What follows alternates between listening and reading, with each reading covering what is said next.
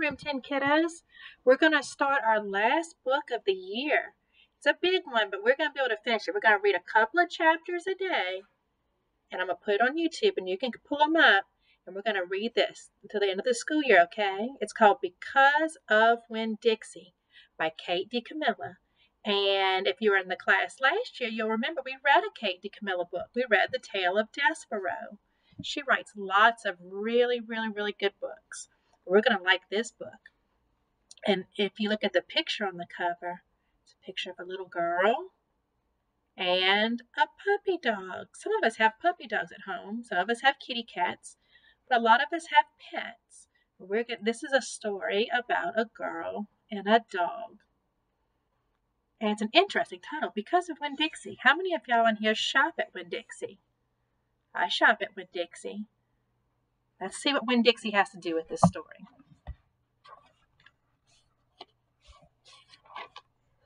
Chapter 1. My name is India Opal Baloney, and last summer my daddy, the preacher, sent me to the store for a box of macaroni and cheese, some white rice, and 2 tomatoes, and I came back with a dog. This is what happened. I walked into the produce section of the Winn Dixie grocery store to pick out my 2 tomatoes, and I almost bumped right into the store manager. He was standing there all red-faced, screaming and waving his arms around. "Who let a dog in here?" he kept on shouting. "Who let a dirty dog in here?" At first, I didn't see a dog. There was just a lot of vegetables rolling around on the floor, tomatoes and onions and green peppers, and there was what seemed like a whole army of Winn Dixie employees running around, waving their arms just the same way the store manager was waving his. And then the dog came running around the corner. He was a big dog and ugly, and he looked like he was having a real good time. His tongue was hanging out, and he was wagging his tail. He skidded to a stop and smiled right at me. I had never before in my life seen a dog smile. But that is what he did. He pulled back his lips and showed me all his teeth.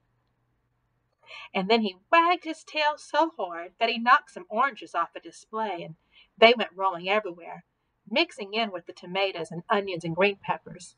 The manager screamed, "Somebody grab that dog!" The dog went running over to the manager, wagging his tail and smiling. He stood up on his hind legs, and you could tell that what he wanted to do was to get face to face with the manager and thank him for the good time he was having in the produce department. But somehow he ended up knocking the manager over.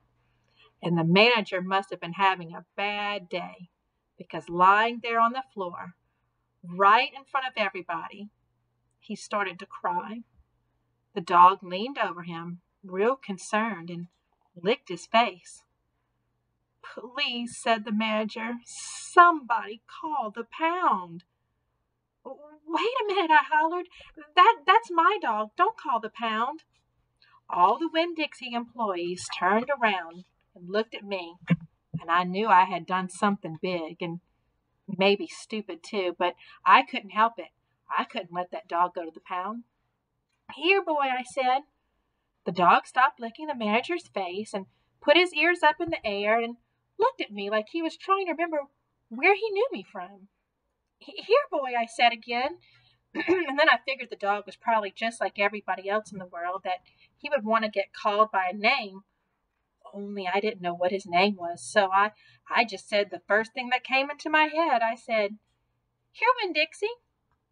And that dog came trotting over to me just like he had been doing it his whole life.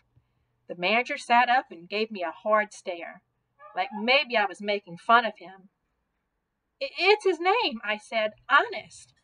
The manager said, "Don't you know not to bring a dog into the grocery store?" "Yes, sir," I told him. "He got in by mistake. I'm sorry. It won't happen again." "Come on, Winn Dixie," I said to the dog. I started walking, and he followed along behind me, and as I went out the produce department and down the cereal aisle and past all the cashiers and out the door.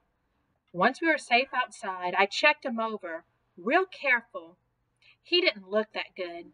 He was big, but skinny. You could see his ribs, and there were bald patches all over him, places where he didn't have any fur at all. Mostly he looked like a big piece of old brown carpet that had been left out in the rain. "You're a mess," I told him. "I bet you don't belong to anybody." He smiled at me. He did that thing again, where he pulled back his lips and showed me his teeth. He smiled so big that it made him sneeze. It was like he was saying, "I know I'm a mess. Isn't it funny?" It's hard not to immediately fall in love with a dog who has a good sense of humor. "Come on," I told him. "Let's see what the preacher has to say about you." And the two of us, me and Winn Dixie, started walking home. That was chapter 1 of our new story, Because of Winn Dixie.